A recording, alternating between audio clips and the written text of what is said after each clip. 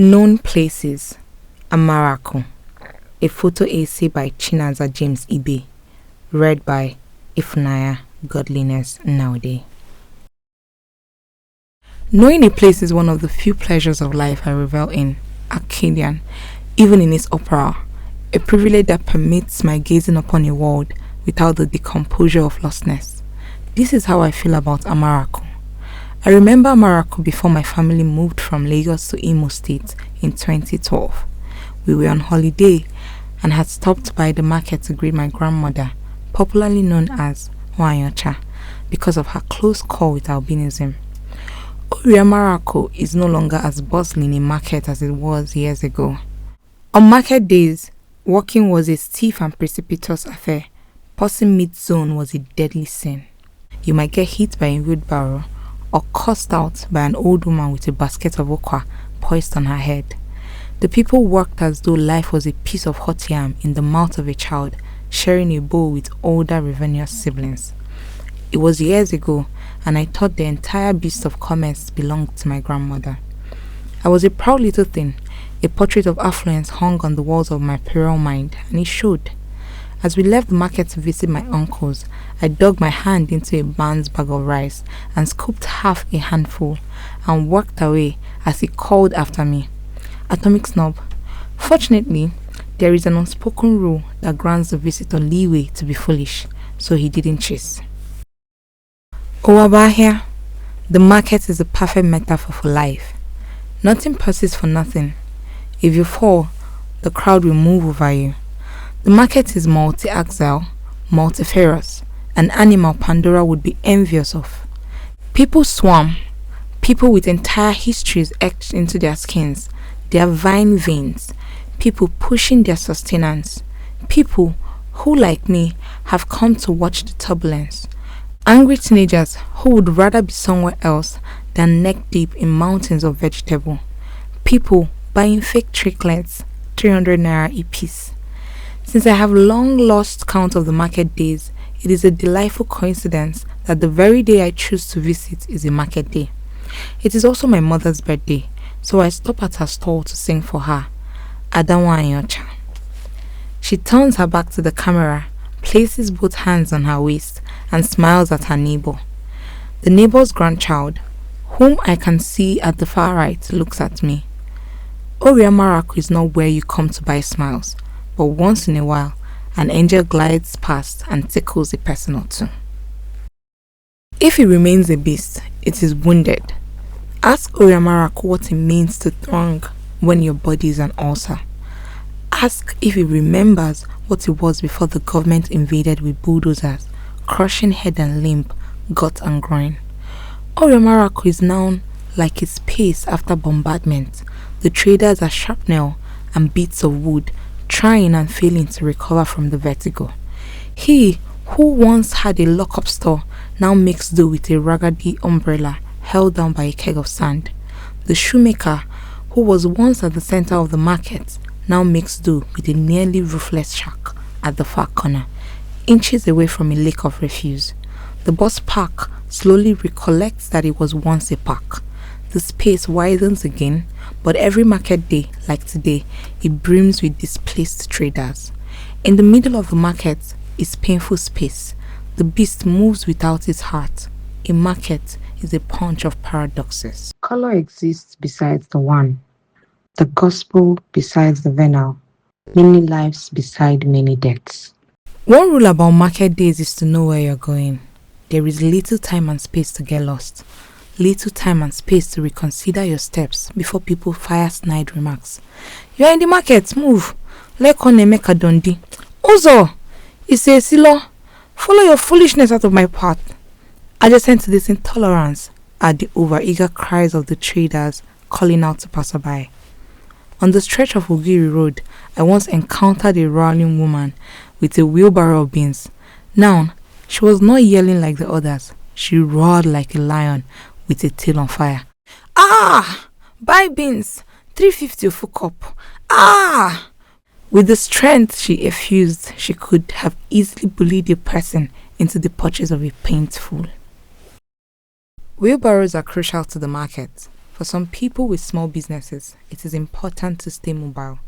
If the customer cannot come to you, you go to the customer. If they say run, you run. For some others, their wheelbarrows serve as their sole source of income. They wheel goods in and out of the market for as low as 300 naira to 1000 naira, relative to weight and distance. Rumor has it that Daddy, who is partially mad, bought a bag of rice on the Christmas holiday of 2024 with the money he earned from pushing his wheelbarrow. Next, they say he might build a house. The structures within the market are compact. Despite its fullness and the demolition of shops, nothing overflows. I wonder if these arrangements are the result of unions or a mercy to the buyers, or organic. Flanking the open area of Progress Line are the traders who deal in grain. If you move towards the main road, you would find sellers of baby wear and underwear, almost spilling into the whole of the market. Further down Progress Line is a vision of soup. The meat sellers have curated an exhibition in their dark coves.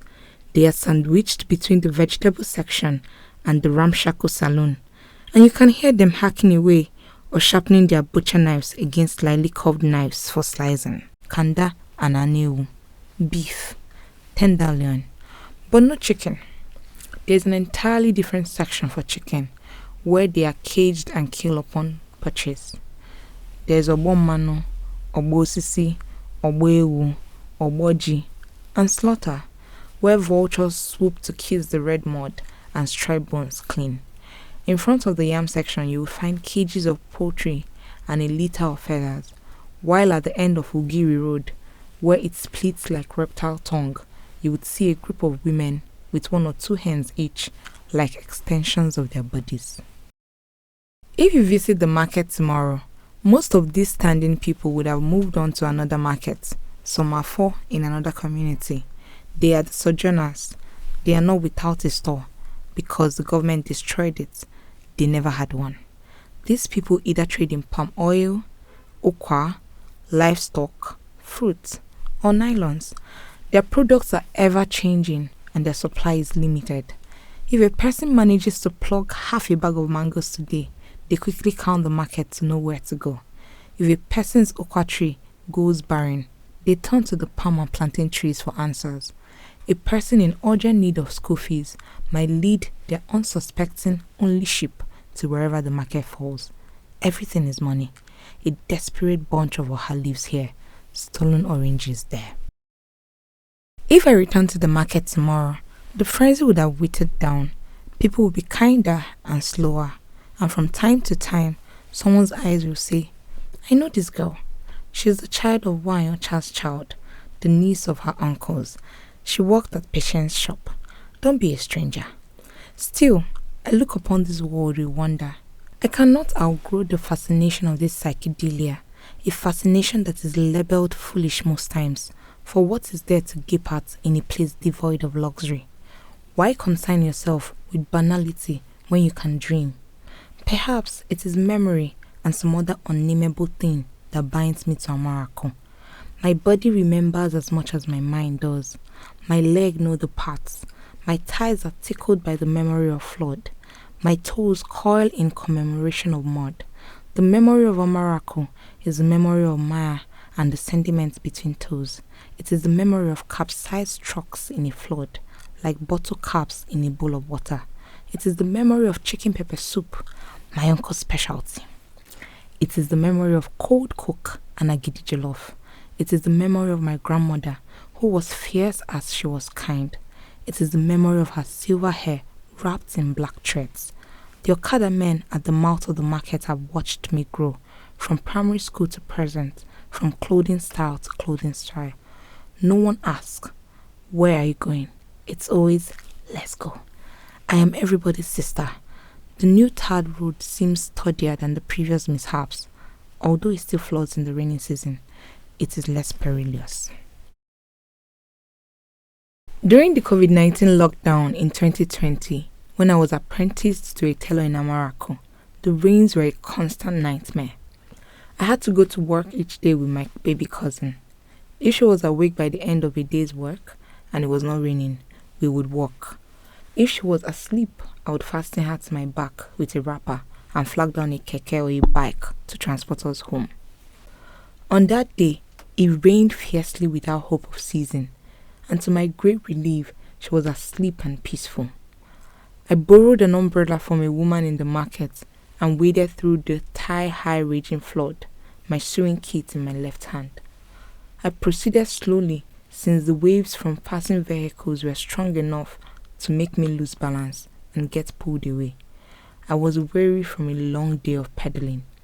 2 boys going home with half-empty crates of ubemba motioned at me not to move in the direction I was going. They were small, perhaps made shorter by the rising water. There were gutters there, they said.